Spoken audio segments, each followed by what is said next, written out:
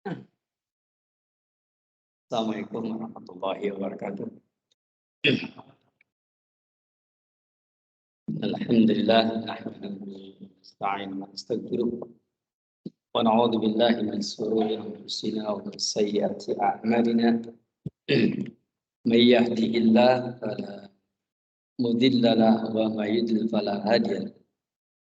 Asyhadu an la ilaha illallah wahdahu la syarika lah wa asyhadu anna Muhammadan abduhu wa rasuluhu alladzi la nabiyya ba'da, amma ba'd. Jemaah sekalian yang semoga dirahmati oleh Allah Subhanahu wa taala. Alhamdulillah wa syukur ala ni'amillah. Pada kesempatan malam ini kita dapat bermajlis kembali di majlis yang semoga dirahmati oleh Allah Subhanahu wa taala. Salawat dan salam semoga terlimpah curahkan kepada Nabi kita yang mulia, Nabi Muhammad SAW, kepada keluarganya, kepada para sahabatnya, serta kepada pengikut yang setia sampai yaumul qiyamah. Baiklah jemaah sekalian, Assalamualaikum. Kita akan melanjutkan pembahasan kita pada malam ini, yaitu pembahasan mengenai bab yang ke-206 ya. Barangkali ada yang ini. Bab yang ke-206. Bab yang ke-206 yaitu bab syamatatil a'da.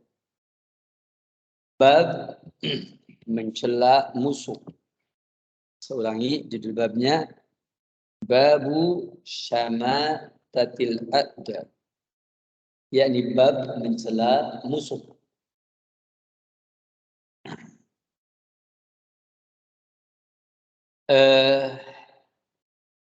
Syamatatul a'da yang dimaksud adalah ia farahul adu bi baliyatin tanzilu bi aduwihi wal huzni wal huznu li farahi.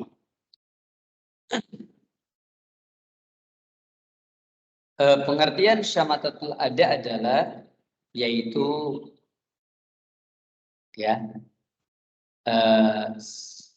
musuh senang bergembira dengan bala bencana yang menimpa musuhnya, atau seseorang yang senang dengan sebab musuhnya tertimpa bala bencana, malapetaka. Wal huznu li farahihi, dan bersedih karena musuhnya gembira. Jadi dibalik. Kalau musuhnya sengsara, dia senang. Kalau musuhnya gembira, dia bersedih. Inilah makna babu syamatatil a'da. Pada bab yang ke-206 ini, yakni penulis kitab Al-Imam Al-Bukhari beliau mendatangkan hadis nomor 441 dari kitab Al-Adab Al-Mufrad. Qala Al-Imam Al-Bukhari rahimahullah. Kata Imam Bukhari, hadatsana Abdullah bin Muhammad qala hadatsana Sufyan an Sumayyin an Abi Salih an Abi Hurairah anna Nabiy sallallahu alaihi wasallam kana yata'awwadhu min su'il qada'i wa syamatatil a'da. Kata Abu Hurairah, sesungguhnya Nabi sallallahu alaihi wasallam beliau berta'awudz, beliau berlindung dari takdir yang jelek dan dari celaan musuh. Ya. Berarti Nabi kita yang mulia membaca Allahumma inni a'udzubika min su'il qada wa syamatatil. Ya Allah, ya Allah, aku berlindung kepada Engkau dari buruknya takdir dan dari celaan musuh-musuh.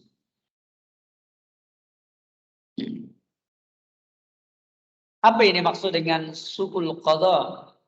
Yakni ma yasu'ul insana wa yuhzinuhu mimma qaddarallahu alaihi. Yang dimaksud dengan su'ul qada adalah yaitu segala sesuatu yang membuat orang itu merasakan keburukan, merasakan duka cita dari apa yang sudah Allah takdirkan. Artinya, takdir yang menyebabkan orang itu merasa mengalami sesuatu yang buruk, sesuatu yang jelek yang menimpa dia. Merasa bahwa ini adalah musibah, ini adalah bala bencana, dan ini sesuatu yang menimbulkan duka. Ana yatawadhu min su'il qadar. Saya kira dengan peristiwa kemarin saudara-saudara kita di Cianjur, ternyata sebagian dari mereka banyak yang mulai tersadar bahwa mereka sekarang betul-betul mengalami yang orang lain dulu mengalaminya, yaitu terkena musibah, malapetaka, bala bencana. Ya samalah dengan kita ya. Kita juga mungkin di Cirebon sekarang lihat kayaknya orang lain aja yang terkena musibah, malapetaka, bala bencana. Tapi barakallahu fikum, siapa di antara kita yang dapat menjamin tidak terjadinya bala bencana di kota Cirebon ini? Siapa? Enggak ada di antara kita yang bisa menjamin itu, tidak ada. Ini pengertian ya min su'il qadha, yaitu dari takdir yang jelek. Apa takdir yang jelek? Ya, takdir yang jelek kalau dia adalah keburukan, kitanya jadi tidak bersabar. Kalau dia kebaikan, kitanya tidak bersyukur. Karena asyukru bi muqabalatin nikmah, yang namanya rasa syukur ketika menghadapi nikmat. Begitu. Wasabru fi muqabalatil bala, fi muqabalatil musibah. Sedangkan yang namanya bersabar ketika menghadapi bala bencana dan musibah. Jadi ucapan Nabi berlindung dari takdir yang jelek dan dari celaan musuh. Yang dimaksud dengan celaan musuh adalah tadi, musuh senang kalau kita tertimpa bala bencana. Artinya kita hendaklah mudah-mudahan oleh Allah dijauhkan dari apa? Dari musuh, ya, bergembira, senang dengan apa yang terjadi pada kita. Makanya kaum muslimin, hendaklah kita jangan berpecah belah, saling baku hantam. Kaum muslimin saling baku hantam. Orang kafir sangat suka sekali melihat kita seperti itu. Nah, supaya tidak baku hantam, maka hendaklah setiap muslim yakni menjadi orang yang jujur, menjadi orang yang insaf, sadar diri. Kalau dinasehati ya didengarlah. Jangan selalu berputar-putar urusan aliran, urusan beda paham, urusan beda ini, beda itu. Coba diperhatikan. Itu yang ngomong kira-kira berpijak kepada kitabullah, bukan. Itu kira-kira yang ngomongin kita itu berpijak kepada sunnah Nabi yang mulia atau bukan. Itu kira-kira yang nasihatin kita itu berpijak kepada petunjuknya para salafus saleh apa tidak. Saya kira kalau kita bisa berpikir jernih seperti ini, clear. Oke lah, kita tidak mengingkari bahwasanya kaum muslimin ini berpecah menjadi 73 golongan. Kita tidak mengingkari. Karena Nabi kita yang mulia bersabda, "Satafariqu ummati ala 73 firqatan." Bahwasanya umatku terpecah menjadi 73 orang. Kita tidak mengingkari hadis ini. Karena hadis ini sah. Tetapi meskipun hadis ini ada, hendaklah kita tetap memiliki semangat apa? Semangat ilmiah. Kan Allah yang berfirman langsung, wala taqfu ma laysa laka bihi ilmun. Kamu jangan mengikuti segala sesuatu yang kamu tidak tahu ilmunya. Coba apa sih yang disebut dengan ilmu itu apa sih? Masa nggak sepakat ilmu itu adalah itu maqalallah fil Qur'anil Karim, apa yang Allah firmankan dalam Quran, apa nggak sepakat? Maqala Rasulullah, apa yang Rasul sabdakan fi sunnatihi, di sunnahnya, masa nggak sepakat sih?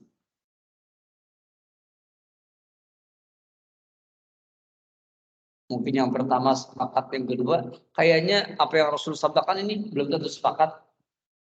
Taib. Sekarang apa yang kita nggak sepakat? Ya karena yang namanya sunnah, yang namanya hadis itu kan ada yang sahih, ada yang dhaif, ada yang barakallahu sekalian. Hadis itu cuma 3 jamaah. Cuma 3 apa? 1, mari kita amalkan hadis yang ulama sepakat bahwa hadis ini diterima dari berbagai mazhab, kecuali 1. Jangan berpijak kepada prinsip mazhab Syiah. Sok, yang kira-kira ulama sepakat hadis ini sahih.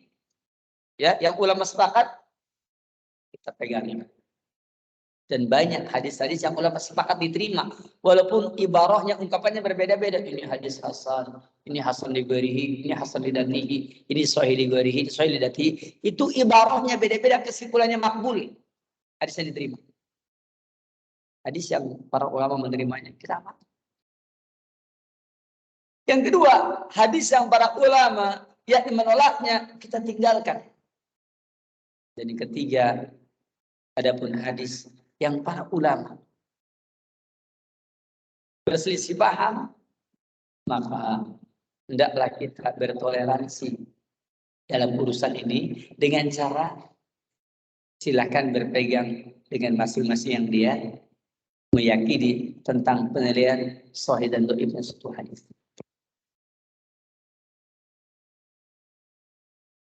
Memang paham di dunia ini kaum muslimin berbeda-beda, tapi tidakkah kita berpijak kepada ilmu? Apakah kita tidak sepakat dengan maqala sahabat, apa yang sahabat Nabi katakan? Kalau umpamanya ya perkataan sahabat Nabi kan ada yang benar, ada yang salah.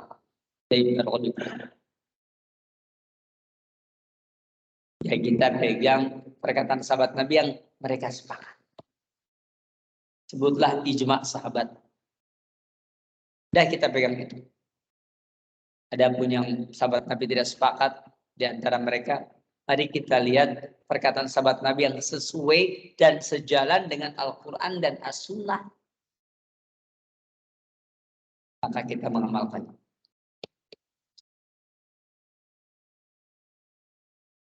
Nah, ini jangan sampai apa? Tadi, wasyamatatil a'da.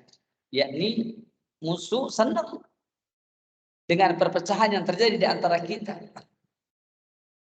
Makanya supaya tidak berpecah, maka kembalikanlah kepada apa? Kepada ilmu. Karena Allah berfirman dalam surah Al-Isra ayat yang ke-36, "Wala taqfu ma laysa laka bihi ilmun." Kamu jangan sesuatu yang kamu tidak tahu ilmunya. Inna sam'a, sesungguhnya pendengaran, wal basar, penglihatan, wal fu'ada, dan hati, kullu ulaika kana mas'ula, semua itu akan diminta pertanggungjawaban. Nah, dari hadis ini jamaah sekalian, maka fihi ad-dalil ala istihbab al-isti'adzah min hadhihi al-asya'i al-madhkura. Di dalamnya ada dalil tentang sunnahnya berlindung dari 2 perkara tadi. Allahumma inni min su'il qada'i wa syamatatil a'da. Ya Allah, aku berlindung kepada Engkau dari takdir yang buruk dan dari celaan para musuh, ya, lantaran musibah, malapetaka, bencana yang menimpa kita.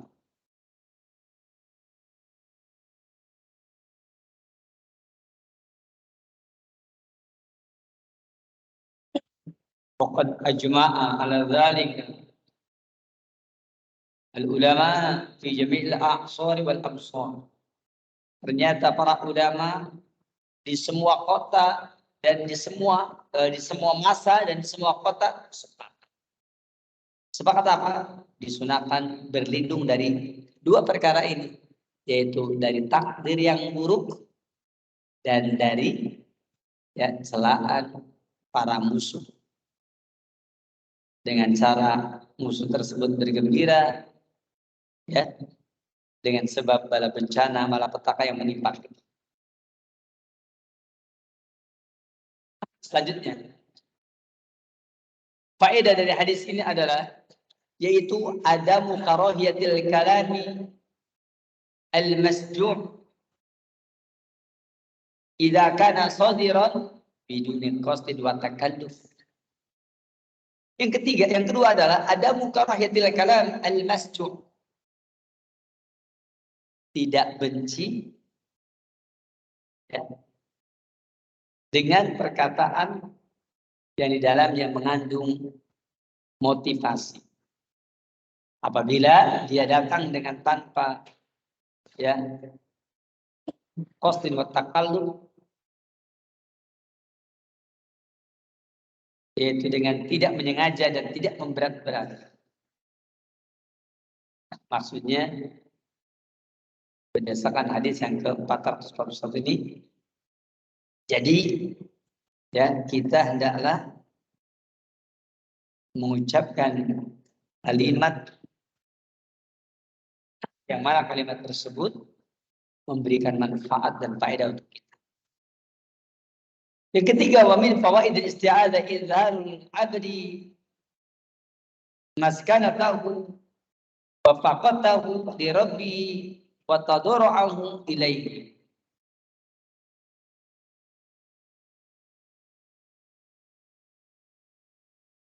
Bahwa di antara faedah berta'awud adalah yaitu seorang hamba memperlihatkan kemiskinannya, memperlihatkan kefakirannya kepada Rabb-nya, dan merendah diri kepada Allah Subhanahu wa ta'ala. Makanya Nabi SAW berta'awud min su'il qada'i wa syamatatil a'da, dari takdir yang menjelek dan dari syamatatil a'da, itu dari musuh, dari celaan musuh, karena musuhnya merasa bergembira dengan sebab malapetaka, bala bencana, burukan yang menimpa kita, atau musuh juga bisa bersedih, karena apa? Yaitu karena kegembiraan yang kita dapat. Inilah ini maksudnya syamatatul a'da. Baik, barakallahu fikum. Selesai pembahasan di bab yang ke-206. Selanjutnya kita masuk ke bab 207.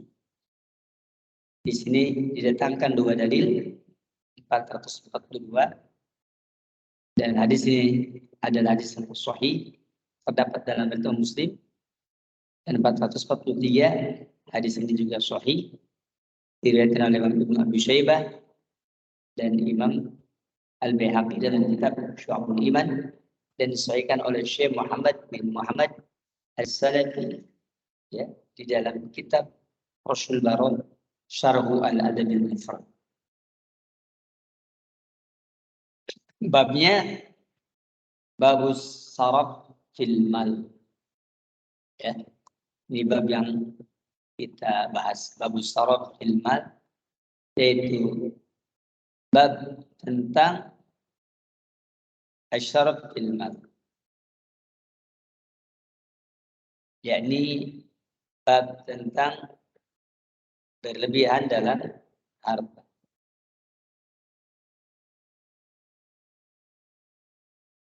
As-saraf, bukan asyaraf tapi as-saraf, israf.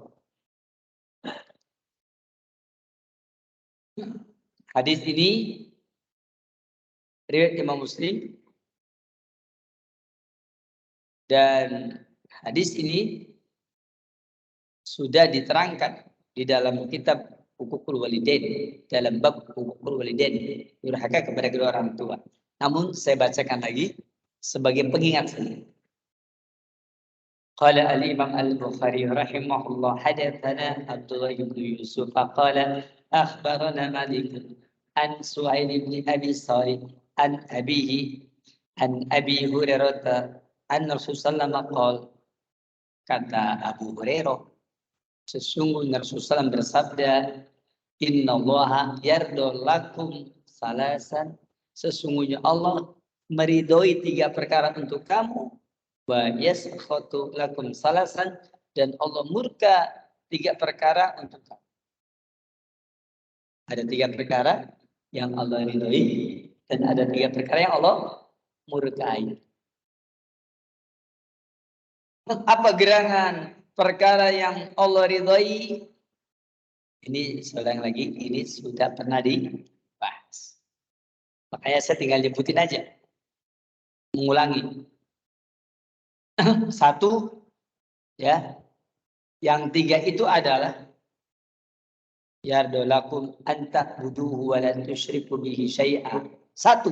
Allah ridho kamu menyembah Allah dan tidak menyekutukan Allah. Kamu mentauhidkan Allah dan kamu tidak berbuat kesyirikan. Itu yang Allah ridho. Kita jadi ahli tauhid dan kita anti syirik. Itu yang Allah ridho. Begitu. Yang kedua, wa anta tasimu bihablillahi jami'a. Allah juga ridho kalau kamu semua berpegang teguh dengan tali Allah. Kalau kamu semua berpegang teguh dengan tali Allah. Apa itu tali Allah? Islam. Apa itu tali Allah? Al-Quran dan sunnah Rasulullah. Apa itu tali Allah? Tauhid. Apa itu tali Allah? Kalimat la ilaha illallah. 4 tafsirnya.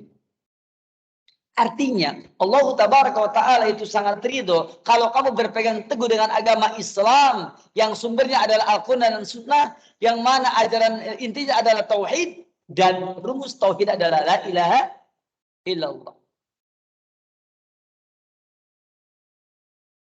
Yang ketiga, ini yang Allah ridhoi. Ya, kalau tadi yang pertama mentauhidkan Allah dan jangan menyekutukan Allah. Yang kedua, berpegang teguh dengan tali Allah. Artinya, kita dengan Allah itu mesti memiliki sambungan.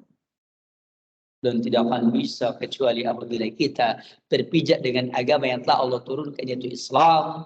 Yang ajarannya adalah Al-Quran dan As-Sunnah. Karena Nabi kita yang mulia juga dulu bersambung dengan, yakni memiliki hubungan dengan Allah Ta'ala karena diberi Al-Quran dan As-Sunnah. Ini utitul kitabah wa mithlahu ma'am. Sesungguhnya aku diberi Alkitab dan yang semisal Alkitab. Dan yang ketiga, wa an tunasihu man wallahu amrakum. Dan Allah suka. Apa itu? Engkau saling menasehati kepada orang yang Allah sudah berikan kekuasaan. Kata-kata wa antunasihu man wallahu amrakum, yaitu menasehati dengan cara yang baik. Menasehati dengan cara yang dibenarkan oleh syariat. Bukan menasehati sekarang sendiri. Kita harus mengikuti cara bagaimana menasihati penguasa dengan benar. Jangan sembarangan menasihati. Tujuannya baik, caranya salah. Nanti yang timbul huru-hara. Selanjutnya, wa yakrahu lakum, dan Allah Tabaraka wa Ta'ala benci kepada kamu 3 hal. Yakni Allah murka kepada kamu 3 hal.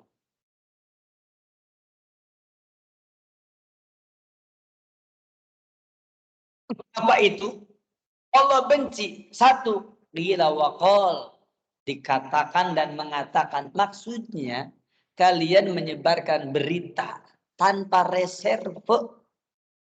Kamu menyebarkan berita tanpa mengkrosek benar atau tidak. Dan sekarang ini zamannya orang qala wa qila wa qala. Ini zamannya. Bahkan ini zaman kemajuan qila wa qala. Dulu Nabi kita yang mulia telah memprediksikannya, yaitu 15 abad yang lalu, bahwasanya Allah Tabaraka wa Ta'ala tidak menyukai qila wa qala. Tapi barakallahu fiikum jemaah sekalian, itu yang namanya medsos, yang namanya hoax, yang namanya qila wa qala.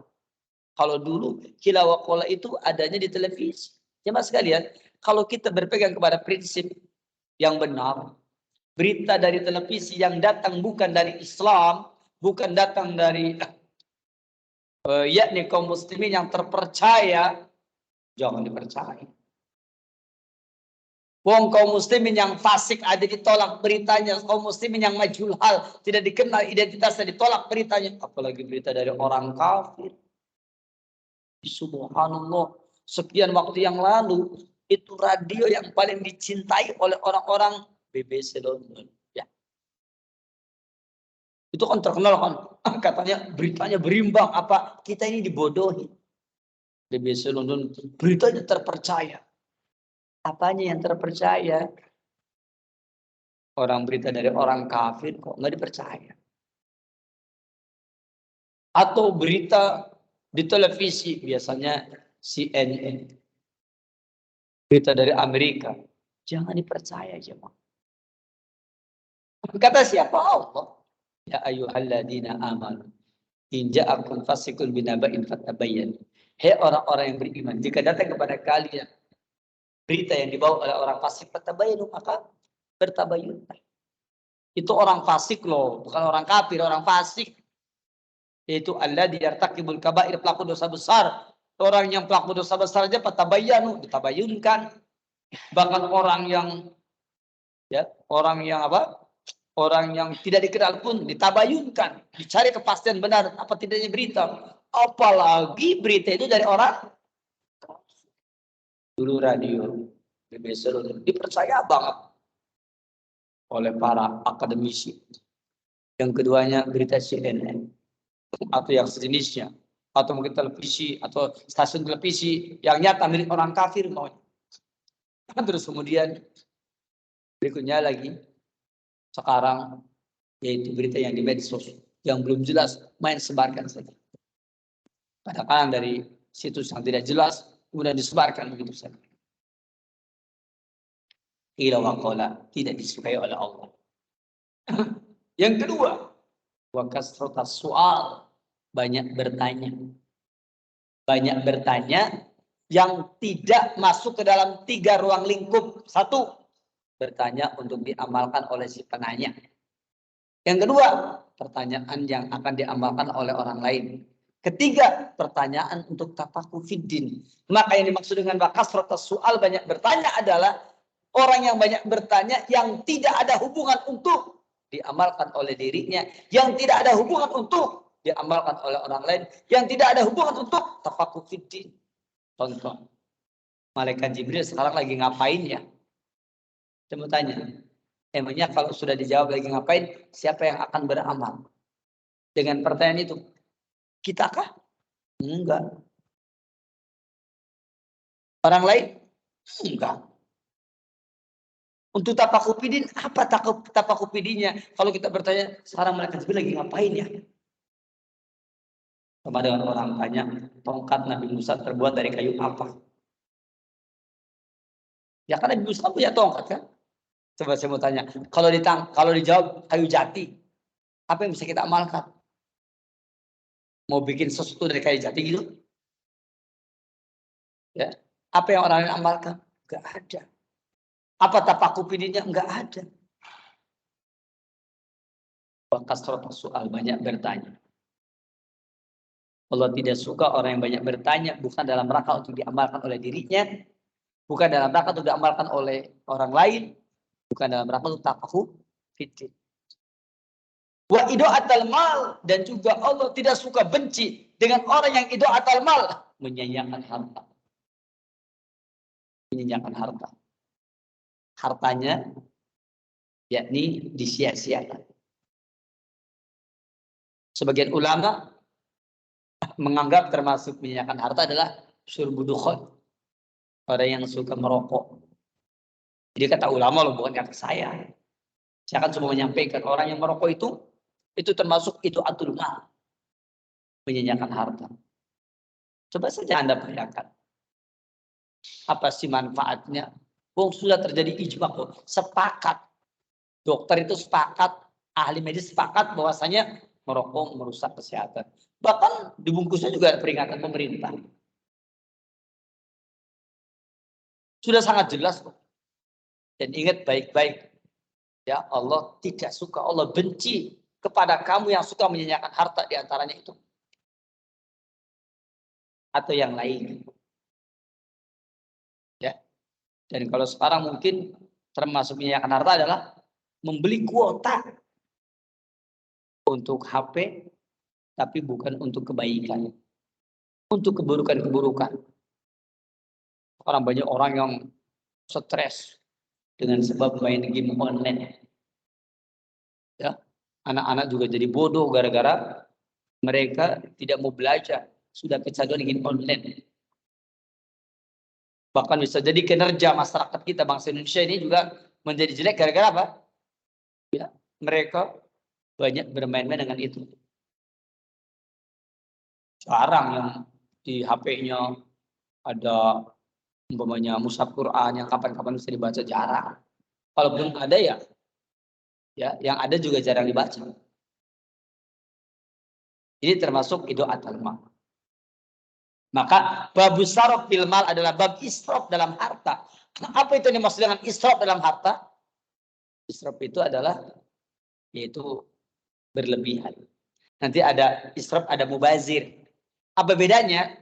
Kalau tabdir, yakni mengeluarkan harta bukan di jalan Allah, itu namanya mubazir. Kita mengeluarkan seperak aja, 1 perak. Tapi bukan di jalan Allah, itu mubazir. Makanya Allah berfirman, innal mubadirina kanu ikhwanas syayatin. Sesungguhnya orang yang berbuat kemubaziran itu adalah temannya setan.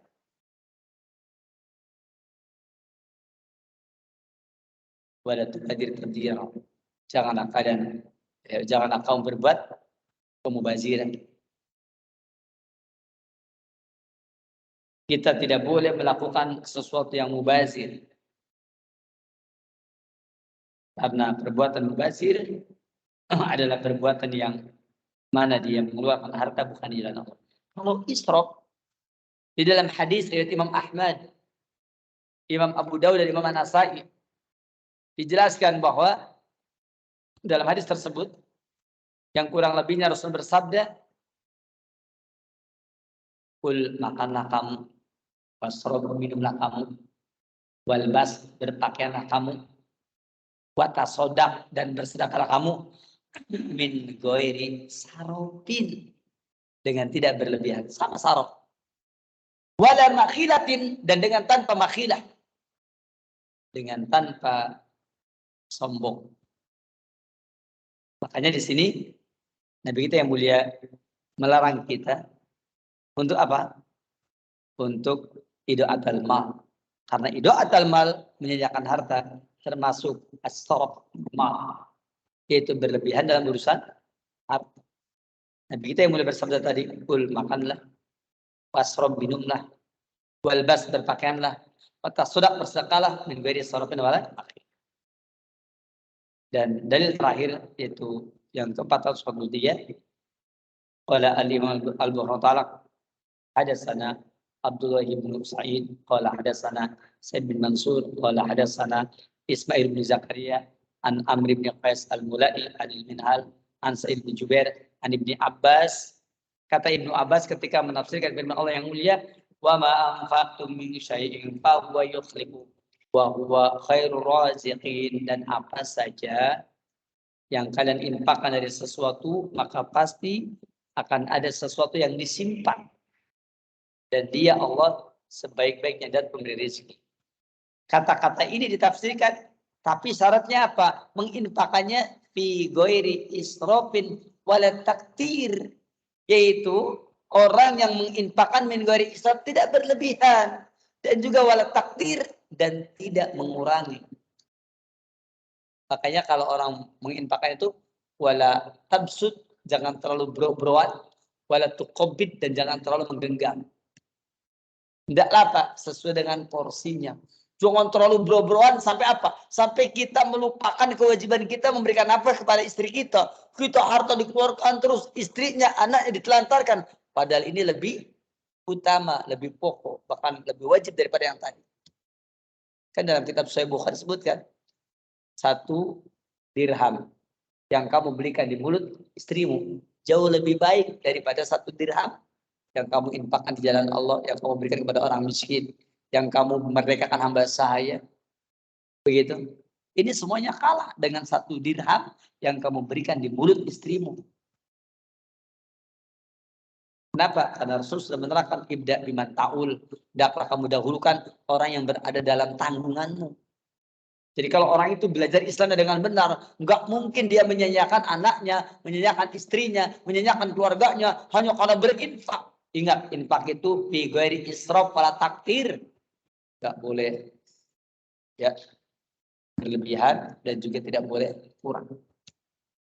Artinya pas sesuai dengan apa yang dibutuhkan. Infak itu seperti itu. Dan ini menunjukkan bahwa kalau orang berinfak aja, infak adalah kebaikan, maka dia tidak boleh israf. Apalagi yang bukan infak. Maka dari tafsir Ibnu Abbas ini terhadap firman Allah yang mulia tadi dalam surah Saba ayat 39. Apa katanya? Fihi al-hasu alal i'tidal fil infaq wal man' yaminat tabdir. Di dalam hadis tersebut anjuran untuk bersikap pertengahan, bersikap bijak di dalam berinfak dan terlarang dari melakukan tabdir. Apa itu tabdir? Mengeluarkan harta bukan di jalan Allah walaupun sedikit, tapi harta yang banyak dikeluarkan di jalan Allah, maka itu tidak mubadzir. Tapi ingat, jangan sampai israf, yakni yang utama kau tinggalkan, yang tidak lebih utama kamu utama. Innal ata'a was-sawaba yatarattabani 'ala nafaqah al-mutawassit bainal israf wal iqlal min rizqi. Sesungguhnya pemberian dan pahala itu terkait dengan nafkah yang bersifat pertengahan. Artinya memberi dan juga ganjaran yang akan mengenai seseorang tersebut itu karena apa? Infaknya mutawassithah. Karena infaknya pertengahan, infaknya sesuai dengan porsinya. Ya. Al-mutawassithah bainal israf, tidak berlebihan. Wal iqlal, dan tidak kurang min rizki, dari rezeki. Insyaallah taala nanti kita akan teruskan dengan pembahasan di bab yang ke-208, yaitu tentang babul ya mubadirin, bab tentang orang-orang yang berbuat mubazir, insyaallah, yaitu bab yang ke-208. Cukup sampai di sini, kita akhiri di sini. Subhanaka Allahumma bihamdik asyhadu an la ilaha illa anta astaghfiruka wa atubu ilaik. Assalamualaikum warahmatullahi wabarakatuh.